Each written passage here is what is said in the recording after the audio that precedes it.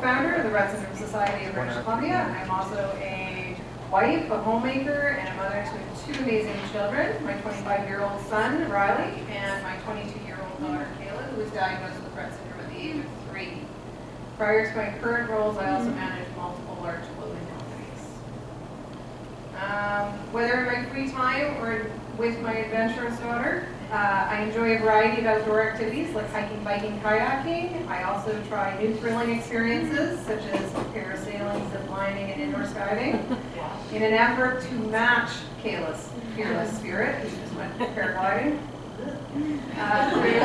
What I prefer personally, a much more controlled approach. Over the past 22 years, I've been on an amazing journey using augmentative communication with Kayla.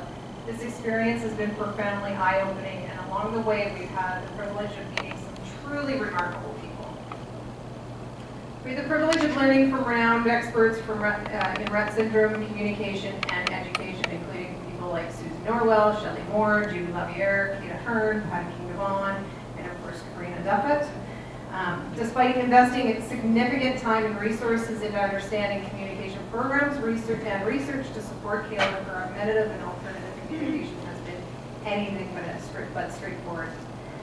Why? Because a Rett syndrome diagnosis brings a host of challenges that are anything but stable.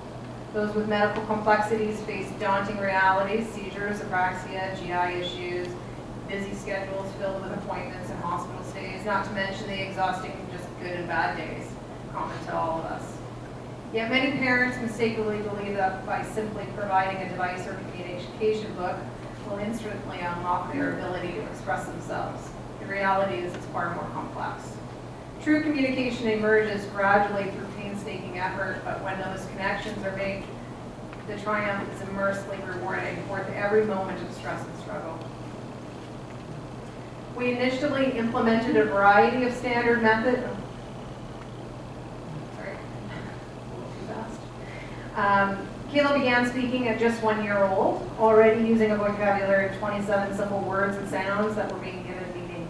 Her precocious speech development was a bright spot as she was struggling with mobility issues and constant GI distress. However, by the time she reached 18 months old, her spoken vocabulary had dwindled to just 2 words. Concerned, we enrolled Kayla in a supported child care program where the staff recommended that we explore the use of AAC to support her language. Initially, we implemented a variety of standard methods, but they proved overwhelming for Kayla. As her fine motor skills deteriorated, simple tasks like grasping, pointing, and signing became increasingly difficult. Undeterred, we shifted to using flashcards and picture symbols, all while trying to decipher Kayla's constant evolving body language cues, which were further obstructed by her discomfort. In preschool, we used switches, thinking they would be great for Kayla, but later realized she was just stimming on a clicking button. When we attempted to use a laser pointer attached to a hat, but she was unsuccessful as she would just look with her eyes and not turn her head. It became evident that there was no existing product on the market that could provide Kayla with the means to express herself. We introduced a yes-no communication system 17 years ago, which has evolved as Kayla has grown and matured.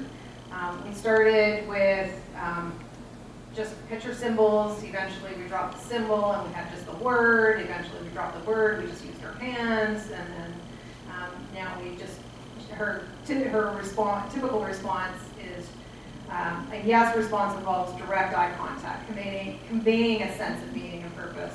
The quality of the yes can be discerned through the speed of the response and the presence or absence of a smile. In contrast, a no response typically involves quickly looking away, appearing disinterested, or giving an impression of ignoring the person. She's very good at that, by the way. We focused solely on her basic yes-no communication system, which she had consistently mastered. Over the next few years, her yes-no system allowed us to learn more about Kayla's personality as it began to shine through. At the start of kindergarten, I spoke with the class about how Kayla communicated and her need for adapted equipment. Her classmates were eager to ask questions, get to know her, and make connections. I'll never forget being a classroom helper and hearing a little girl say, "Kayla, I like bananas. Do you like bananas?"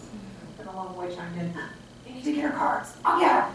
They ran over, the two of them independently asked Kayla question after question, all while sharing about themselves. It was a true, meaningful, peer-to-peer interaction that couldn't have been planned or scripted. I later learned that this was a common practice throughout the day. Kayla's peers would argue over who got to ask the questions, hang out with her at recess, sit with her during group activities. These interactions were the building blocks for the friendships and acquaintances she still holds today. The yes-no communication system was very limited, as each conversation required significant time and effort to determine the root topic. As a team, we recognized that Kayla needed more extensive vocabulary, but we were unsure how to proceed since she lacked the ability to point, write, or sign.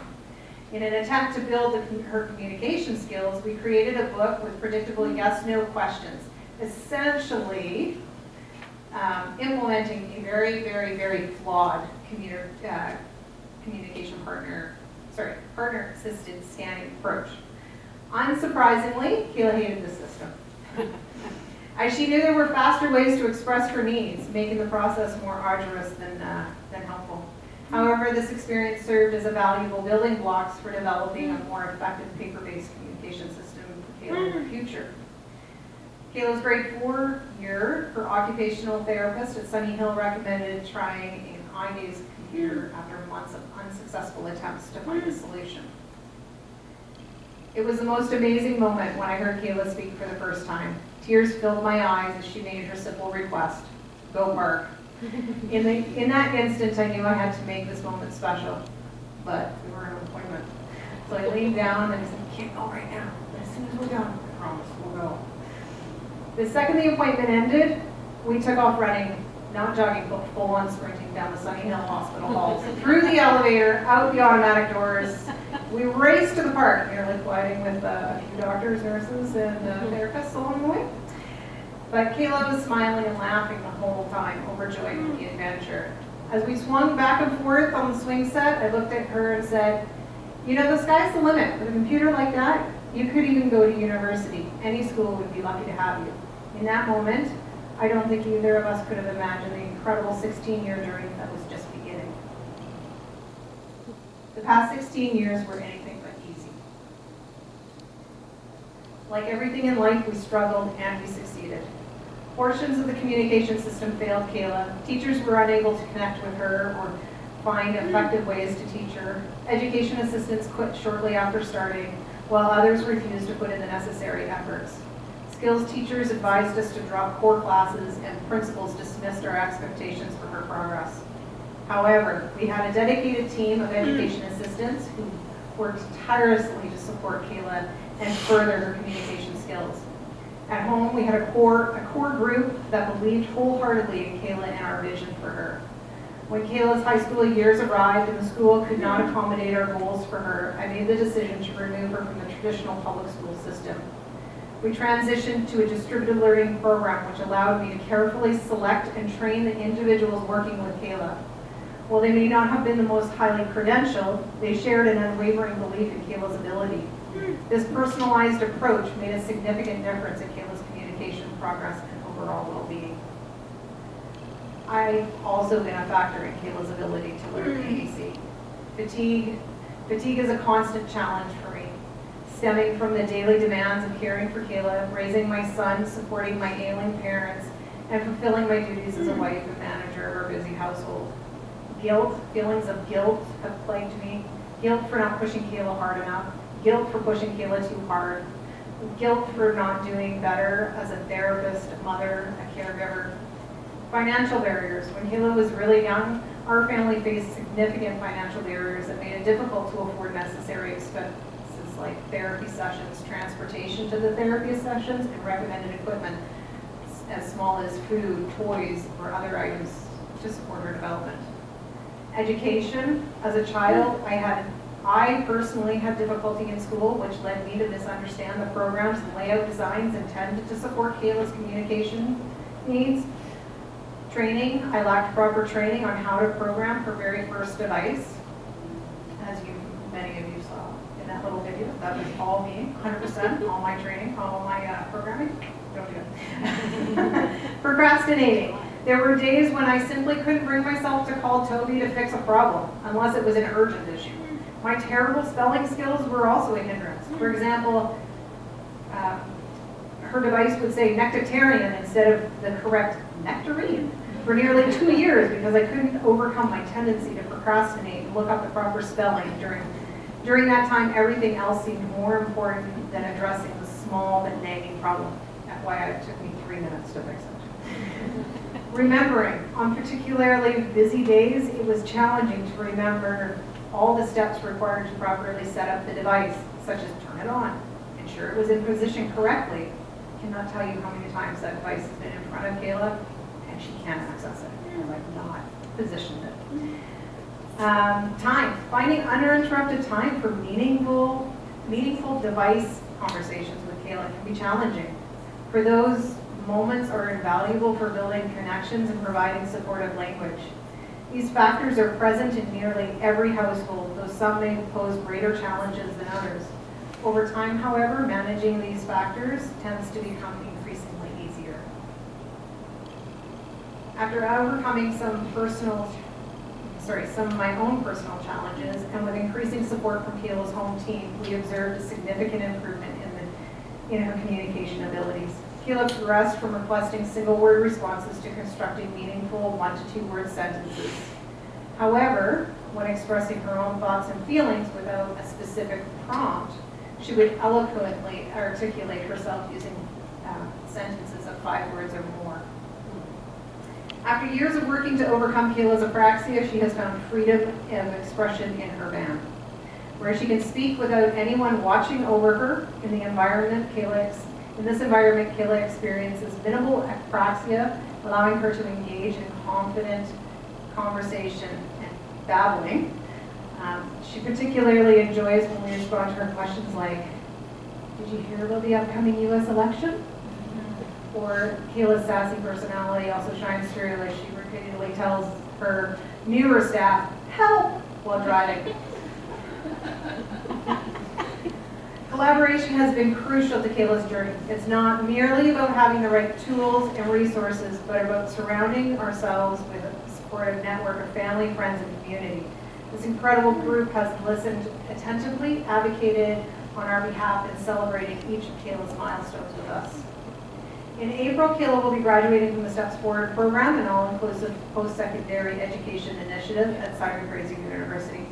As Kayla continues her learning journey, I reflect on the meaningful changes and significant progress we've achieved together. Our approach has evolved to emphasize Kayla's autonomy, choice, and empowerment. We're nurturing Kayla's overall identity and aspirations, not just focusing on language and development. As parents, we must recognize that our journey may be challenging, yet it also brings with remarkable opportunity. Our children are defined not by their diagnoses, but their bountiful potential. I encourage all families to persevere, to seek out supportive allies, and to explore the diverse avenues of communication available to them.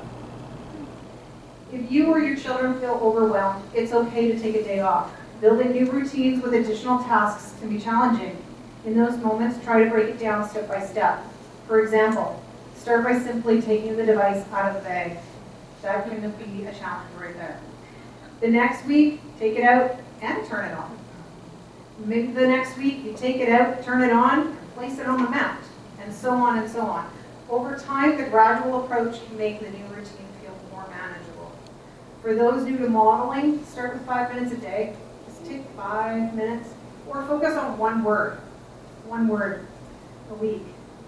Consider taking a day off of caregiving to attend classes like we are today, or online webinars to learn how to program the device.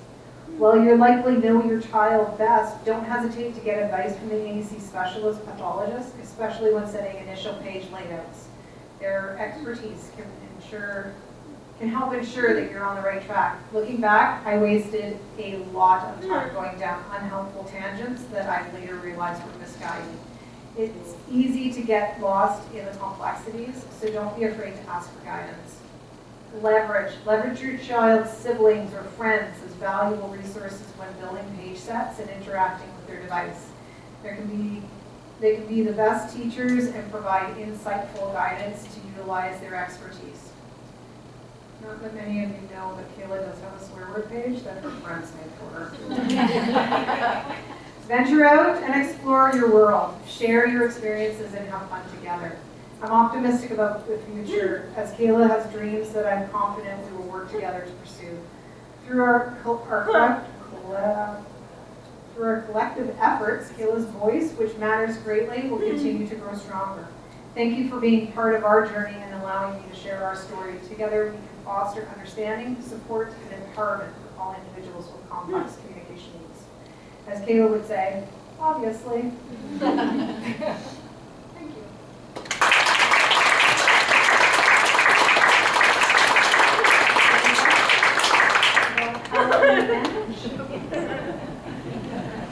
Thanks, Kayla. Your biggest fan. No questions? Yeah, go for it. Just curious about her university experience. Does she still kind of have one-on-one So that depends on which avenue you take in adulthood. So Kayla has a microboard. So her funds are sent directly to her microboard account. So basically she has a society built around her and her only. And CLBC provides what's called community living funds, community inclusion funds that goes into the account. And then we find the staff, we train the staff, and we pay the staff through a payroll company out of those funds. It's all of Kayla's staff members from our home-based ones that take her to class, help her up there, help her with her assignments at home. Kayla personally prefers online classes because she has a hard time being in an environment with a lot of people. Lecture has always been very difficult for her. Being quiet is very hard. So she prefers the online because she can rewatch and learn at her own pace. So kind of feel like her learning experience? I saw she loved it, absolutely loved it. I don't know if you saw in the video, but I just about had a heart attack. She went off the side. I wasn't sure who I was more afraid of, Kayla or the gentleman who fell trying to keep her up in the air. Any other questions?